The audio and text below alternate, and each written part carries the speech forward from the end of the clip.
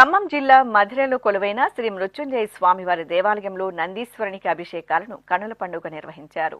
ముందుగా శ్రీ మృత్యుంజయ స్వామివారికి అర్చకులు అభిషేక ఆరాధనలతో పూజలు జరిపి హారతులు అందజేశారు. ఆ తర్వాత గర్భాలయం ఎదురుగా ఉన్న నందీశ్వరునికి ప్రదోషకాల సమయంలో భక్తులచే పలు రకాల ద్రవ్యాలతో అభిషేకాలు జరిపి నివేదన నీరాజనం సమర్పించారు.